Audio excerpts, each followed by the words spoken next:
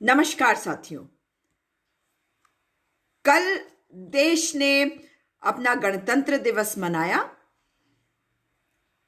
उसकी आपको बहुत बहुत बधाई कि हमें गणतंत्र है।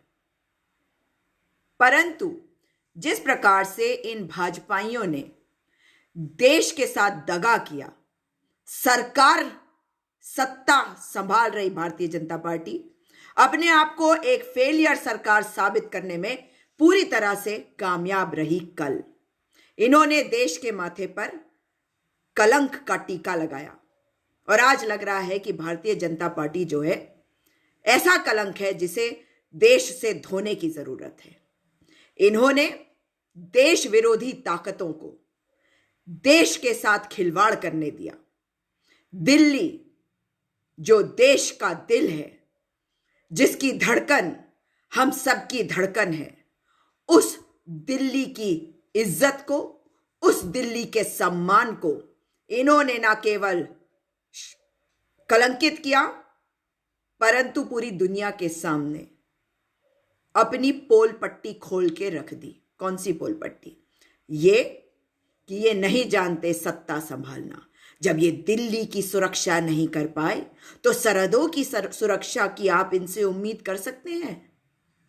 जब ये लाल किला जो हमारे देश की आन बान और शान है, हमारी पहचान है, जब ये उसकी सुरक्षा नहीं कर पाए तो क्या ये आपकी सुरक्षा कर सकते हैं? दिल्ली की सीमाओं से उपद्रवी दिल्ली के अंदर घुस जाते हैं और ये कुछ नहीं कर पाते। टेलीविजन पे आपको बहुत कुछ बताया जाएगा। आज मैं आपको कुछ बातें बताना चाहती हूं ताकि आपको समझ में आ सके कि क्या हो रहा है। सबसे पहली बात, किसानों का आंदोलन। किसानों का जो आंदोलन है आज भी उसी प्रकार से चल रहा है जिस प्रकार से पहले चल रहा था। ऐसा इसलिए कह रही हूं क्योंकि अगर आप गाजीपुर बॉर्डर, टिकरी बॉर्डर, सिंगू बॉर्डर या शाहजहांपुर बॉर्डर या अन्य बॉर्डर्स पे जाएंगे दिल्ली के, तो आप देखेंगे कि जो किसान 63 दिन पहले वहां बैठे थे वो आज भी वहीं पे बैठे हैं।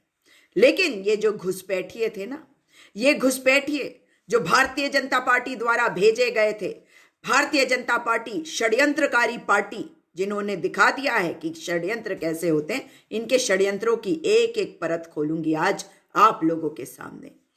इन्होंने जिस प्रकार से किसानों को बदनाम करने की कोशिश करी, उसी की कड़ी में केवल एक ये इंसिडेंट माना जाएगा। इसे मात्र एक व्यवधान माना जाएगा। लेकिन ये जो इन्होंने व्यवधान करने की कोशिश करी, इसमें भी वे नाकाम हो गए। हमारे किसान 63 दिनों से बैठे हुए हैं बॉर्डर्स पर। हमारे किसानों ने बहुत पहले कह दिया था कि हम ट्रैक्टर रैली करेंगे और देखिए कितने बेशरम हैं ये भाजपाई संघी। आज ये कह रहे हैं कि इन्होंने ट्रैक्टर रैली करी क्यों, ये नहीं बता रहे हैं आपको। दो बातें बता रही हूं, ध्यान से सुनिए।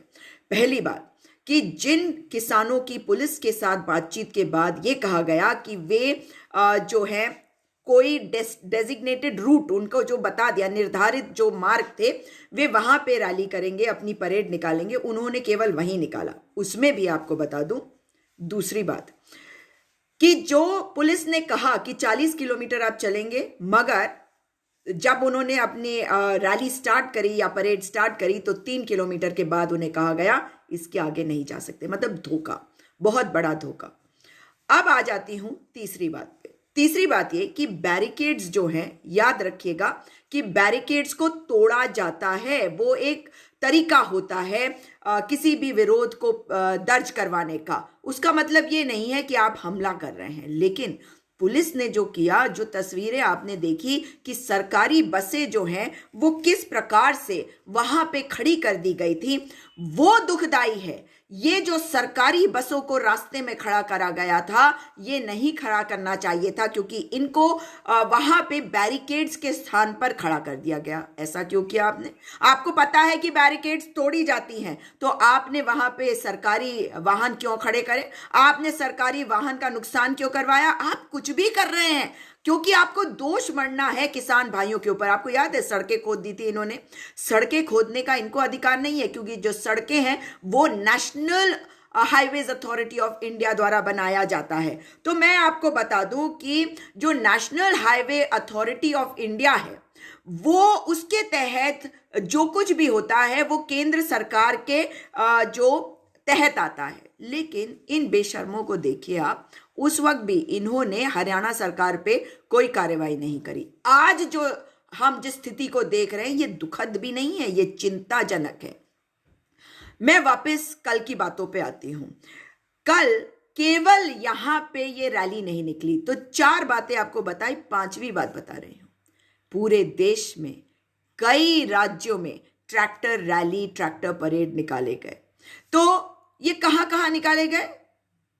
देश में, ना केवल बंगाल, ओडिशा, कर्नाटक, केरला, तमिलनाडु, परंतु ये मध्य प्रदेश, गुजरात, यहां पे भी निकाले गए, हरियाणा, उत्तर प्रदेश, उत्तराखंड, जहां जहां भारतीय जनता पार्टी की सरकारें हैं वहां भी निकाले गए। छोटे लेवल पे हमारे हरिद्वार में, उधम सिंह नगर में निकाले गए, पर निकाले गए।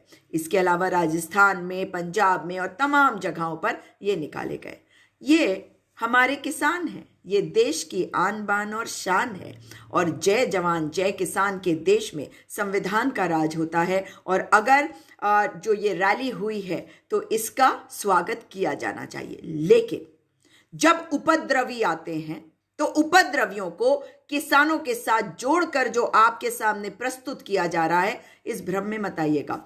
जिन किसानों को कहा गया था जिस निर्धारित रूट पे आपको जाना है वो उसी निर्धारित रूट पे थे, परंतु जो किसान के नाम पे उपद्रव मचा रहे थे वो किसान हो ही नहीं सकता। जानते हैं क्यों नहीं हो सकता? क्योंकि जो किसान है वो दंगाई नहीं हो सकता, जो दंगाई है वो किसान नहीं हो सकता, याद रखिएगा। और इनको केवल बदनाम करने की जो कोशिश है वो साजिश को आगे करा भारतीय जनता पार्टी ने। क्यों कह रही हूं? एक व्यक्ति जिसका नाम दीप सिद्धू है, वो दिल्ली के दिल में उस जगह पहुंचता है जिसको कहते हैं लाल किला। आप और मैं अगर आज भी लाल किले की तरफ जाएंगे तो वहां पे क्या आसानी से अंदर घुस जाएंगे? अगर दिल्ली है तो दिल्ली की सुरक्षा हमेशा चाक चौबंद होती है, बचपन से देखती आई हूं। तो ऐसा क्या हो गया कि कल जिस वक्त गणतंत्र दिवस की परेड हुई और पूरा का पूरा सिस्टम चौकन्ना रहा होगा, उस समय हमारी दिल्ली की पुलिस संभाल ही नहीं पाई किसी चीज को। बताती हूं क्यों। याद होगा आपको कि भारतीय जनता पार्टी के नेता और कार्यकर्ता शुरू से कह रहे हैं कि इस आंदोलन में खालिस्तानी है। फिर उसके बाद जो रूट दिया गया और माननीय उच्चतम न्यायालय के आदेशों के बाद हुआ कि नहीं, हम इसमें हस्तक्षेप नहीं करेंगे। उन्होंने टिप्पणी कर दी थी कि हम हस्तक्षेप नहीं करेंगे, आप बातचीत कर लीजिए। पुलिस जो है दिल्ली की, वो किसान संगठनों से बातचीत करके उन्होंने तैयारी कर ली, उन्हें रूट दे दिया। किसान जो है वो उस रूट पर रैली निकाल के अपने गंतव्य पे वापस पहुंच गए। ठीक, अब जो लोग दिल्ली गए उनके नाम ऑलरेडी पुलिस को पहले ही किसान भाइयों ने दे दिए थे, तो उनके खिलाफ कार्रवाई क्यों नहीं करी? अब आप थोड़ा सा पीछे जाइए, आज ही के बारे में मत सोचिए, थोड़ा सा आराम से सोचेंगे तो आपको याद आएगा कि हर साल ये कहा जाता रहा है कि जो प्रिवेंटिव अरेस्ट जिसको कहते हैं, कि पता चला है कि कुछ असामाजिक तत्व जो हैं वो गणतंत्र दिवस के दिन कुछ गलत करने की सोच रहे हैं या स्वतंत्रता दिवस के दिन कुछ गलत करने की सोच रहे हैं, तो इतने लोगों को हिरासत में लिया गया। अब मैं आती हूँ 25 जनवरी तक दिल्ली की पुलिस क्या बता रही थी, जो केंद्र सरकार के तहत आती है, केंद्र सरकार के गृह मंत्रालय के तहत आती है। गृह मंत्रालय के जो मंत्री हैं उनका नाम है अमित शाह। समय आ गया है कि वो अपना बैग पैक कर लें, चले जाएं, झोला ले लें, अपना बैग ले लें, जो भी ले लें, वापस जहां से आए वहां जाएं, क्योंकि उनसे नहीं समझ रहा, उनसे संभल भी नहीं रहा। हमारे देश की सुरक्षा वो नहीं कर पा रहे। सरहदों को अब आप समझ रहे हैं कि अरुणाचल प्रदेश में जो चीन है वो किस तरह से घुसपैठ कर सकता है, किस तरह से उन्होंने एक गांव बना लिया, क्योंकि गृह मंत्री जो है वो कुछ कर ही नहीं सकते। गृह मंत्री तो केवल षड्यंत्र रचते हैं कि कहाँ की सरकार को गिराना, मध्य प्रदेश की गिराना है, अब बंगाल में क्या करना है, अब उत्तराखंड में क्या करना है, इनका तो काम ये है। तो गृह मंत्रालय किस लिए दे रखा भैया इनको? इन्हें इस्तीफा देना चाहिए और नहीं तो इनको बर्खास्त किया जाना चाहिए। इनको अभी बर्खास्त किया जाए, क्योंकि इन्होंने जो किया है उसके लिए कोई माफी नहीं है। अमित शाह जी के जो वो है रेजिग्नेशन, इस्तीफा, उसकी मांग आप सबको भी करनी चाहिए। आपको करते रहना पड़ेगा, अपनी आवाज को उठाइए। ये देश आपका है, ये देश केवल 4 लोगों का नहीं है। जो वो भी कौन से 4, जिसमें से एक मैनेजर के मैनेजर हैं अमित शाह और मैनेजर हैं प्रधानमंत्री जी मोदी जी, और उनके जो आका हैं, उनके मालिक है वो है अडानी अंबानी। तो केवल ये 4 गुजराती जो हैं ये हमें बताएंगे कि हमारे देश के साथ क्या होगा। अगर इनके भरोसे पे रहे तो याद रखिएगा कि देश की सुरक्षा के साथ आज इन्होंने खिलवाड़ किया है। देश को ये बेच रहे हैं और देश का सत्यानाश ये कर डालेंगे। 1947 की बात करते हैं ना, अब आप समझ गए। ये इन्होंने शायद प्रण ले लिया है कि ये देश को 1947 पर ले जाके छोड़ेंगे, कि इतने बुरे हाल कर देंगे, इतने बुरे हाल कर देंगे कि देश जो है उसी स्थिति में आ जाए, उतनी ही गरीबी में आ जाए, उसी तरह की गुलामी में आ जाए जो 1947 में था। सोच के देखिए आप। अब 25 तारीख को पुलिस ने बताया और प्रेस को बताया, मीडिया को बताया, और हम सब ने देखा कि उन्होंने कहा कि 300 ट्विटर हैंडल पाकिस्तान में एक्टिव है। किस लिए?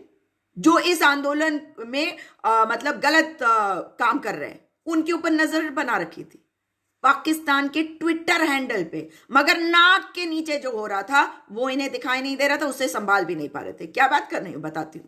अब देखिए, इसके बाद इन्होंने एक और बात कही। इन्होंने कहा कि जो इनकी फंडिंग हो रही है, बहुत सारा पैसा यहां से आया। अरे तो अरेस्ट कर लो ना, किसने रोका? हमने कहा क्या मत रोको, पकड़ लो। जिसने गलत किया, जो गलत करता है वो उसको पकड़ लो। हिंसा मंजूर नहीं है, हिंसा हमें मंजूर नहीं है। हम किसान के साथ है। किसान हिंसक नहीं होता। किसान वो होता है जो अपने बेटे को जवान बनाता है, चाहे वो पुलिस में हो, चाहे वो सरहद पर हो, और हम उस किसान के साथ खड़े हैं। मगर इनके वाले किसान को देखो, वही अंग्रेजी में बोलने वाला किसान आया। जानते हैं, नवंबर 2020 में अंग्रेजी में बोलता हुआ किसान जब मैंने पहली बार देखा, और भारतीय जनता पार्टी जो है कूद कूद के कह रही थी कि अरे देखो कितना अमीर किसान है, ये किसान कैसे हो सकता है।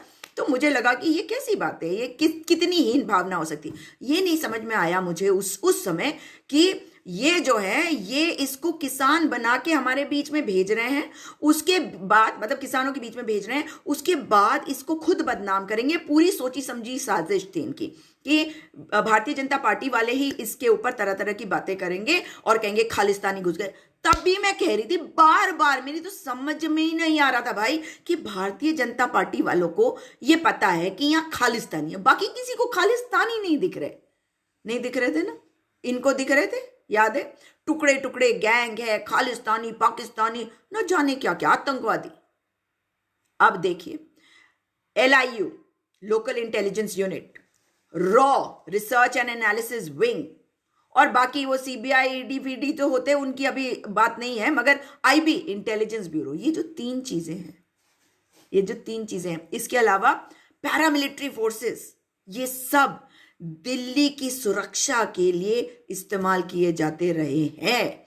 और गणतंत्र दिवस के पहले इन्होंने एक भी प्रिवेंटिव डिटेंशन नहीं किया, एक भी गिरफ्तारी ऐसे नहीं करी ताकि वो प्रिकॉशन के लिए लिया जाए। आप समझ गए? इसका मतलब सोची समझी साजिश या सत्ता संभालने की कैपेबिलिटी इनके अंदर नहीं है। ये अक्षमता है इनकी, ये नहीं संभाल सकते देश, ये इन्होंने दिखा दिया है कल। अब एक और चीज, अब देखिए कि पुलिस आके बताती है हमारे पास इंटेलिजेंस की इनपुट है कि ऐसा होने वाला वैसा। अब आप मुझे कॉमन सेंस बताइए कि अगर उन्होंने ये सब सोच लिया तो क्या करना चाहिए था दिल्ली पुलिस को? जो पिछले सालों में करते रहे उससे ज्यादा सुरक्षा बलों को तैनात किया जाना चाहिए था, है ना? उससे ज्यादा ध्यान दिया जाना चाहिए था। चप्पे चप्पे पे पुलिस होती है, गणतंत्र दिवस और स्वतंत्रता दिवस पर होती है या नहीं? मगर इस बार जब इस तरह से कुछ हो रहा था और इनको अंदेशा था, तो क्या इनको चप्पे चप्पे पर पैरामिलिट्री नहीं लगा देनी चाहिए थी? जो किसान दिल्ली के अंदर घुसे। अब मैं उनके ऊपर आती हूँ। ये वो किसान थे जिनके नाम पुलिस को किसान संगठन ऑलरेडी दे चुके थे। ये दीप सिंधु के बारे में वो ऑलरेडी कह चुके थे, लेकिन दीप सिंधु के विरुद्ध इन्होंने पहले कार्रवाई क्यों नहीं करी? जब नवंबर से ये बात हम भी कह रहे थे, कांग्रेस पार्टी ये तब से कह रही है कि ये जो है ये भारतीय जनता पार्टी का भेजा हुआ पिट्ठू है। अगर हम कह रहे तो या तो उसे रोक लेते, रोका नहीं। मैं आपको एक और एग्जाम्पल देती हूँ कि ये कैसे काम करते हैं। उत्तराखंड से आती हूँ तो उत्तराखंड में एक नेता होते हैं, अभी भी हैं, पर पहले कांग्रेस में होते थे। उनका नाम है राम कुमार वालिया। राम कुमार वालिया की कहानी सुनिए। वे उनको लाल बत्ती भी दी गई थी। उसके बाद मैं सितंबर के महीने में क्या देखती हूँ कि राम कुमार वालिया जो है वो भारतीय जनता पार्टी को ज्वाइन करते हैं। उनकी ज्वाइनिंग दिल्ली में करवाए जाते हैं। हमारे यहाँ के एक छोटे से नेता को दिल्ली में भारतीय जनता पार्टी की सदस्यता ग्रहण करवाई जाती है। और जब मैंने ये बात किसी को कही कि मैंने ऐसे पढ़ा, तो उन्होंने कहा हमारे यहाँ तो ऐसा ही होता है, मतलब हर एक को बड़ा मान सम्मान दिया जाता है। मैंने कहा अच्छा होता होगा। हो गई बात खत्म। अब सुनिए कि क्या हुआ। वो समय बीत गया, फिर दिसंबर का महीना आया और तब मैंने एक न्यूज आइटम पढ़ी कि कौन कौन से संगठन ऐसे थे जो नरेंद्र तोमर कृषि मंत्री के पास गए अपना समर्थन देने कृषि कानूनों के लिए। अब उन नामों में एक नाम आया फिर से, राम कुमार वालिया। राम कुमार वालिया अब की बार वहां पर बताए जा रहे थे इंडियन किसान यूनियन के अध्यक्ष। आप समझ रहे हैं, भारतीय जनता पार्टी अपने कार्यकर्ता को एक किसान संगठन का अध्यक्ष बनाकर उससे समर्थन लेकर लोगों को बता रही है कि ये किसान संगठन आए हैं जो हमारे पास आए। और इसका प्रूफ है, आप गूगल कर लीजिए, राम कुमार वालिया बीजेपी, राम कुमार वालिया कांग्रेस, राम कुमार वालिया इंडियन किसान यूनियन, आपको मिल जाएगा अगर मैं गलत बोल रही हूं तो। और छोटे मोटे नेता है, कोई बहुत बड़े नेता नहीं है। और कमाल की बात यह है कि आज भी इनके बेटे जो हैं वो कांग्रेस पार्टी में। खैर वो एक अलग बात है। अब देखिए मैं नेक्स्ट बात पे आती हूँ। दिल्ली की सुरक्षा का काम, ये मैं आपको पूरी कहानी क्यों बता रही थी कि ये इसी तरह से करते हैं। जब दीप सिंधु को इन्होंने भेजा तो उसको बदनाम इन्होंने करा ताकि हम सब सोचे कि अच्छा ये बदनाम करे तो हम उसकी तरफदारी करना शुरू करें। हमने नहीं किया क्योंकि हमें तो उसी वक्त शक हो गया। मुझे पहले नहीं हुआ था, मैंने आपको कहा जब पहली बार मैंने देखा कि क्यों टारगेट कर रहे हैं भाई, देश का बेटा है क्यों कर रहे हैं। फिर पता चले तो खालिस्तान के बारे में भी बोल रहा है, तब मुझे और गुस्सा चढ़ा। मैंने कहा ये कैसी बातें कर रहा है ना। अब मैं आपको ये दोनों बातें इसलिए बता रही हूं क्योंकि नथुराम गोडसे के साथ भी इन्होंने ऐसा किया था।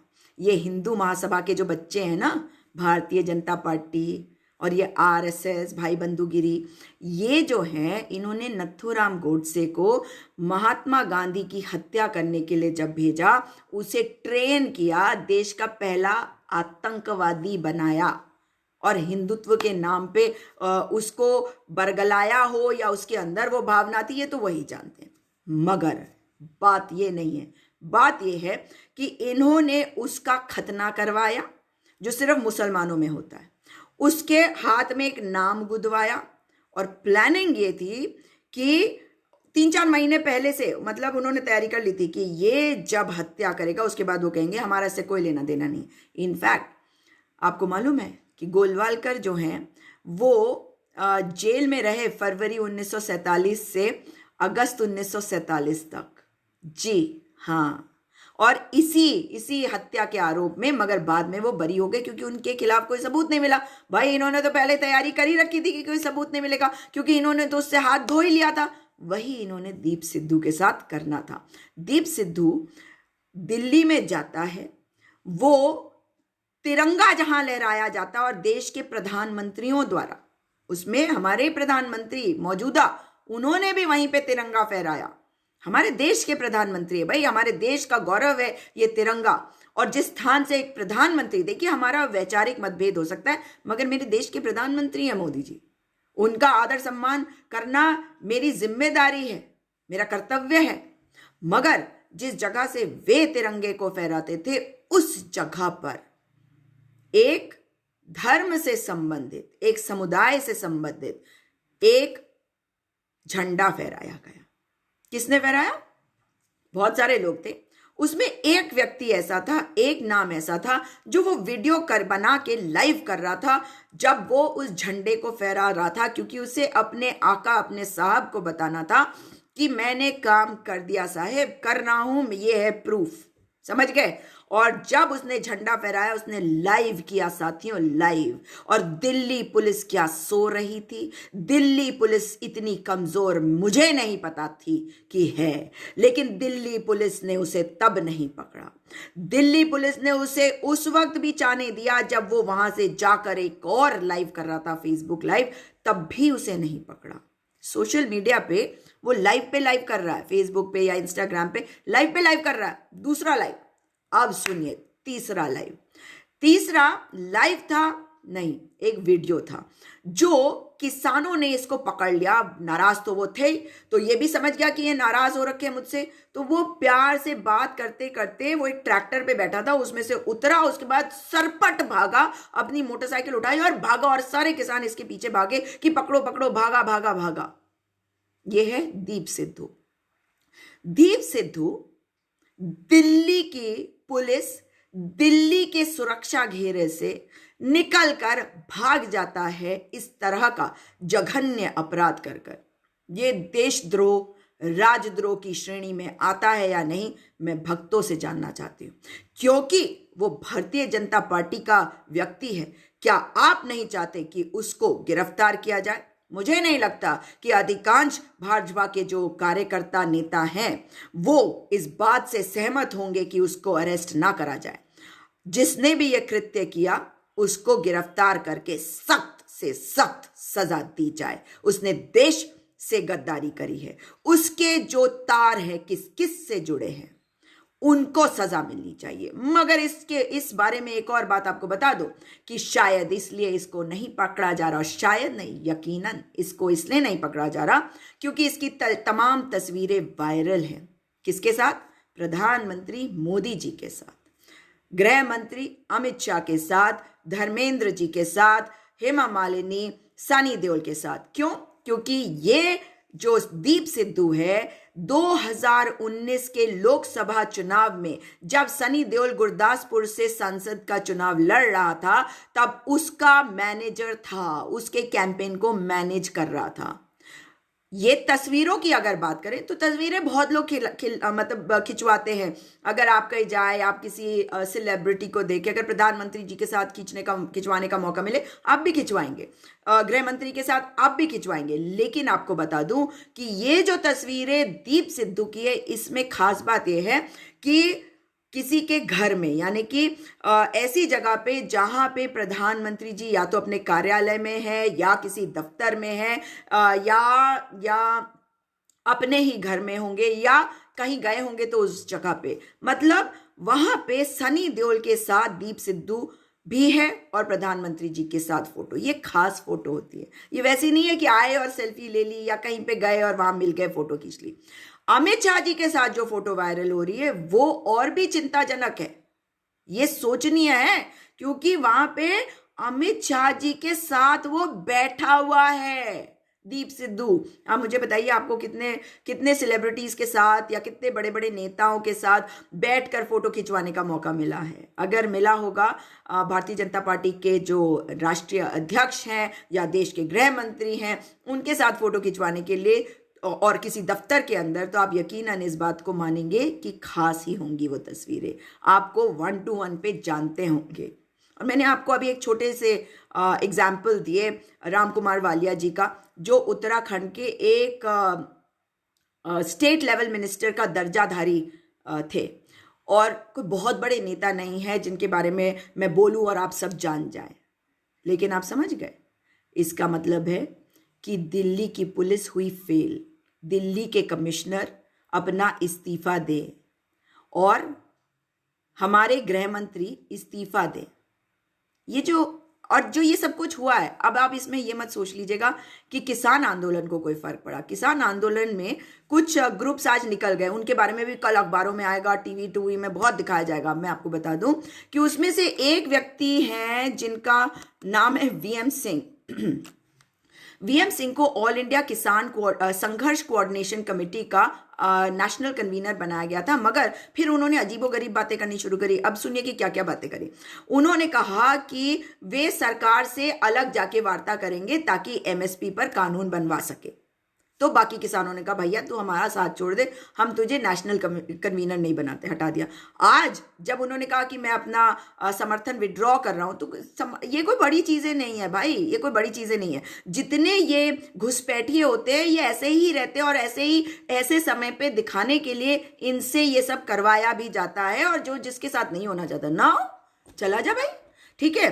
अब लेकिन इसके अलावा आप सुनिए कि इन्होंने क्या कहा। इन्होंने एक और बात कही, आज मैं सुन रही थी टीवी पर, कह रहे हैं कि गाजीपुर बॉर्डर पर राकेश टिकैत को टारगेट कर रहे हैं। राकेश टिकैत के ऊपर आती हो, टारगेट करके कह रहे हैं कि वहां पर कुछ लोग अपने आप को नेता बनना चाहते हैं। इसका मतलब है इन्हें इस बात की दिक्कत है कि कोई नेता ना बन जाए। क्यों दिक्कत है बताऊं? क्योंकि ये जो वीएम सिंह है ना, ये मेनका गांधी जी के कजिन हैं, उनके रिश्ते में भाई लगते हैं, और वो वरुण गांधी के विरुद्ध चुनाव भी लड़ चुके हैं, हार चुके हैं मगर चुनाव लड़ चुके हैं। तो आप समझ गए, ये ऑलरेडी और कांग्रेस की टिकट से हार गए थे। तो मतलब ये राजनीति कर रहे हैं, और यही वही वाला वालिया वाली कहानी, कांग्रेस में थे, इलेक्शन लड़ा, हार गए, इस वक्त भाजपा को समर्थन दे रहे हैं, तरह तरह की बातें कर रहे हैं। खैर वो सब बेकार की बातें। अब देखिए इनको हटा दिया गया। अब जो एक और है भारतीय किसान यूनियन, भानु गुट, भानु जो है वो बाबा महेंद्र टिकैत के समय से उनके साथ ही रहे हैं, और उन्होंने अपना गुट अलग बना लिया था। लेकिन आपको बता दूं कि उनका तो समझ ही में नहीं आ रहा मुझे। अभी कुछ समय पहले जनवरी के शुरू में या दिसंबर के एंड में एक खबर आई थी कि भानु गुट अलग हो गया।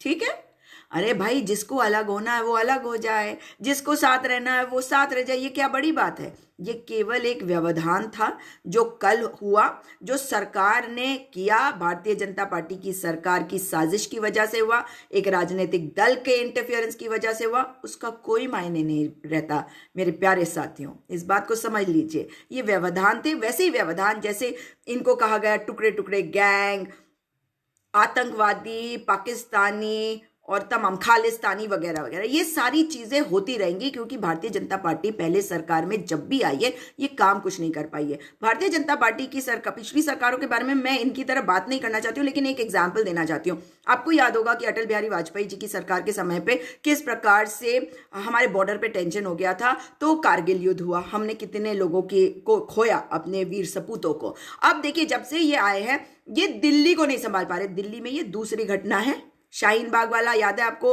दिल्ली राइट्स जब हुए थे, जामिया के जो स्टूडेंट्स हैं उनके ऊपर, मतलब संभाल नहीं पाते, इनको पता ही नहीं कि करना क्या। और बल्कि मैं तो ये कहूंगी कि वो और ये तो दो आंदोलन हो गए। तीसरी चीज, वहां पे जब कोविड काल शुरू हुआ तो आपको पता है तब भी ये चीजों को संभाल नहीं पा रहे थे, भीड़ की भीड़ चली जा रही है, कहाँ पे इकट्ठी हो जा रही है। इनके अंदर फूट है, मैं आपको बता रही हूँ, बार बार ये बात बता रही हूँ आपको कि आदित्यनाथ और मोदी जी, इन दोनों के बीच की भी कुछ ना कुछ चल रही है। उधर मोदी जी और ये क्या नाम है इनका, गृह मंत्री अमित शाह, इनके बीच में भी ठीक नहीं है चीजें। ये देश को खाक संभालेंगे? ये तो अपने अंदर ही पावर स्ट्रगल में लगे हुए हैं, क्योंकि मोदी जी ने पहले ही कहा था कि 70 साल की उम्र के बाद कोई राजनीति में नहीं रहेंगे। अब वो तो 70 के हो गए, अब क्या समझ गए आप बात को? खैर, अब मैं उस बात पे भी आज नहीं आना चाहती, क्योंकि सबसे बड़ी बात है कि ये केवल एक व्यवधान था हमारे किसान आंदोलन को कमजोर करने का। किसान आंदोलन में किसान आज भी वहीं बैठा हुआ है जहां पहले दिन बैठा था। 63 दिन हो गए हैं वहीं बैठा हुआ है। ये एक व्यवधान हुआ, और ट्रैक्टर रैली केवल एक ही चीज थी, पूरे देश में ट्रैक्टर रैली हुई और ये उनका एक कार्यक्रम था। और इसी तरह से भैया आप इकट्ठे हुए हैं, अपना विरोध जो है वो दर्ज कराते रहेंगे जब तक ये सरकार सुनेगी नहीं। इसलिए इसी के तहत और भी चीजें अभी करने की बात जो इन्होंने कही, अब देखेंगे कि क्या करते, वो तो किसान बताएंगे, जैसे जैसे बताएंगे मैं आपको बताऊंगी। अब देखिए कि किस प्रकार से जो काले कानून है, काले कानून कैसे हैं, इस बात को देखिए। अगर मैं ये शॉल पहन रही हूँ, इस शॉल में कहीं से कुछ फट जाए तो मैं इसे ठीक कराऊंगी, कुछ एक हल्का सा टाँका लगा लूंगी, फिर कहीं और ये लग जाए और फट जाए, फिर एक टाँका लगाऊंगी, है ना। फिर तो मैं कब तक लगाती रहूंगी बताइए? मतलब ये तार तार हो जाएगा, मैं इस फटे हुए को इसमें टाके लगा लगा के पहनूंगी क्या? ऐसा होता है? इससे अच्छा मैं नया शॉल नहीं खरीद लूंगी। तो काले कानूनों को सरकार को वापस लेना चाहिए और मोदी जी को ये समझ लेना चाहिए कि ये देश जो है ये कश्मीर से कन्याकुमारी और कच्छ से अरुणाचल प्रदेश तक है। हमारे देश को लोकतांत्रिक संवैधानिक रहने दे। अगर ऐसा नहीं होता तो ये चूर चूर हो जाएंगे। इन्होंने क्या किया? इन्होंने लोगों को धर्म के नाम पे बांटा। और देखिए, मैं आपको बार बार कहती हूँ किस तरह से हरे रंग से सबको एलर्जी सी हो गई थी। हरा रंग बोला तो पाकिस्तान और न जाने क्या क्या है। अब देखिए कि किसान जो है उसके लिए तो फसल का रंग है हरा। भाई ये जो बेवकूफ अंधभक्त है ये भी तो सब्जियां खाते हैं या भूखे मरते हैं। ये उन किसानों का खाते हैं जो वो दीप सिद्धू वाले हैं, क्योंकि ये गद्दार हैं। ये दरअसल गद्दार हैं, ये देश के साथ गद्दारी कर रहे हैं। मगर फिर भी हम तो इन्हें अपना मानते हैं और यही हमारी कमजोरी है कि हम इन्हें अपना मानते हैं। हम इनकी आवाज को अपने देश की एक अलग तरीके की आवाज मानते हैं। लेकिन ये कभी नहीं सोचा था कि इनकी वजह से, इन भाजपाइयों की वजह से, इन भाजपाइयों ने जिस तरह से ऐसे व्यक्ति को खड़ा कर दिया, क्योंकि ये खुद इतने कमजोर है तो इन्हें लगा कि अरे कोई एक ऐसा आ जाए जो पैसा भी ले आया अडानी अंबानी से, ताकि चुनाव भी लड़े जा सके और हमारे पास पैसा आ जाए, हम कुछ कोई छोटे मोटे मंत्री बन जाए, बस सत्ता में आ जाए। कांग्रेस पार्टी कभी भी सत्ता की लालची इस प्रकार से नहीं रही है। जिस तरह से ये करते हैं ना वो आप देख रहे हैं। लेकिन किसान जो है, मैं आपको बता दूं कि किसान पीछे हटने वाला नहीं है, इनसे हारेगा नहीं। ये भी बता दूं आपको कि तमाम तरह के केसेस भी करे जा रहे हैं। एनआईए के नोटिस पहले गए थे, अब दोबारा से मैंने सुना है कि एफआईआर दर्ज कर लिए गए। 11 एफआईआर, ना कितने एफआईआर, जितने भी कर ले कर लो ना। अरे भाई, आप एफआईआर दर्ज करो, आप तहकीकात करो, जांच करो, जो गलत है उसे जेल में डालो।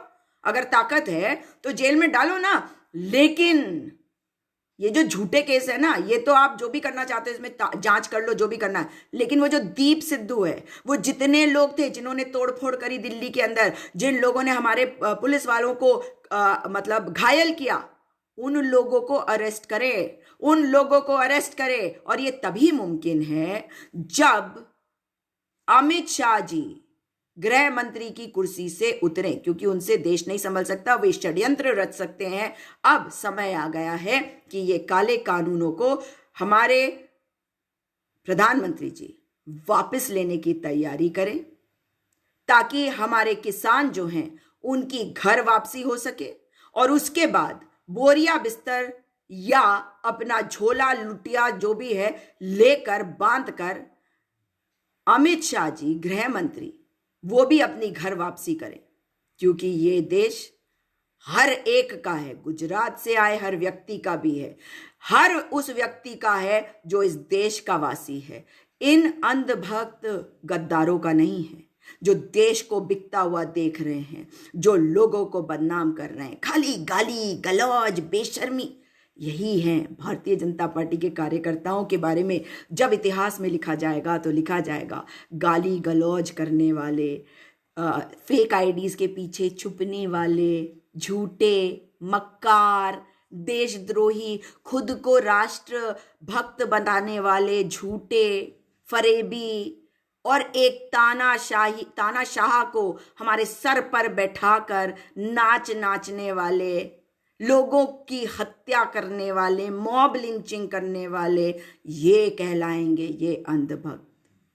मगर आप लोग जागरूक बनिए, पढ़ाई लिखाई करिए, अपने बच्चों को पढ़ाया लिखाया करिए, ताकि इन बेवकूफ अंधभक्तों की तरह ना बने। और अंधभक्त वो नहीं है केवल जो पढ़ लिख गया, अंधभक्त वो भी है जो पढ़ लिख गया मगर जिसने पढ़ाई समझी नहीं, केवल कुंजियों से पढ़कर इम्तिहान दिए। समझ गए आप साथियों? तो साथियों, इस वीडियो को अधिक से अधिक शेयर करिएगा। अबे चुप बे हरिभूषण, तेरे को चप्पल मारूंगी। ये जो माई फुट कह रहा ना, मेरे फुट का तेरे खोपड़ी पे वो जो गंजा सिर है तेरा, उस पे पड़ेगा, तेरे को पता चलेगा, समझा? तो साथियों, इन अंधभक्तों को गाली अभी देने की जरूरत नहीं है। इनको तो इतिहास भी गाली देगा, इनके बच्चे भी गाली देंगे। देखा नहीं है कितने बेवकूफ हैं? इनसे बोलो कि कौन है तुम्हारा बाप, कहेंगे मोदी है हमारा बाप। अबे यार, कितने बड़े बेवकूफ हो, है? कुछ भी बोल देते हो, कोई शर्म नहीं, कोई लिहाज नहीं, माँ की कोई इच्छा नहीं, माँ की कोई इज्जत नहीं। और देखो, सिर्फ राहुल गांधी। अरे अरे, अभी तक वैसे कल जो घटनाएं हुई उसमें नेहरू जी का नाम नहीं लेके आए। क्या करें, बेवकूफ हैं, भड़बड़ाए हुए हैं और अंदर सब लड़ रहे हैं। हमारी जीत होगी क्योंकि किसान जीतेगा और भाजपा का एक एक कार्यकर्ता, भाजपा का एक एक नेता समय से अपनी आंखें नहीं खोलेगा तो हार जाएगा, देश बताएगा। दोबारा आपसे मुलाकात होगी। इस वीडियो को अधिक से अधिक शेयर करिएगा। नहीं, ये जितने अंधभक्त है ना, सुन बे बुड़बक, तू एक काम कर गंजे, तू जा गाजीपुर बॉर्डर, किसानों को बोल, वहां जाके बोल, अगर तेरे अंदर ताकत है, जितने हैं। अगर अबे सुन, तो ये मांगे राम हिंदू बता रहा अपने आप को, अबे तू हिंदू नहीं हो सकता, गाली दे रहा है, तू गाली दे रहा है, तू हिंदू नहीं है। हिंदू के नाम पे तू कलंक है, समझा? तू कलंक है, क्योंकि तू, तेरी माँ को मैं क्या बोलूं, है गाली दूंगी तो तेरी माँ को गाली पड़ जाएगी। तो इस बात को समझ लो कि ये जो अंधभक्त है जब भी कुछ बोले तो उन्हें बोलो हमें क्यों समझा रहे हो, जाओ ना गाजीपुर बॉर्डर, किसानों को समझा लो। भाई तुम्हें जब सारी चीजें पता चल गई तो जाके किसानों को समझा लो, वो भी समझ जाएंगे ना, वो पीछे हट जाएंगे। पर इनके बस की बात नहीं है, ये हारे हुए लोग हैं, क्योंकि ये नफरत की फसल बोते हैं, ये नफरत की फसल काटते हैं। आप लोग ऐसा मत करिएगा, देश आपका और मेरा है, इनको खत्म हो जाएंगे, ये ज्यादा दिन नहीं चलती। नफरत जो है, नफरत से नफरत बढ़ती है, प्यार से प्यार बढ़ता है। इस वीडियो को अधिक से अधिक शेयर करिएगा। दोबारा आपसे मुलाकात होगी। नमस्कार, जय हिंद।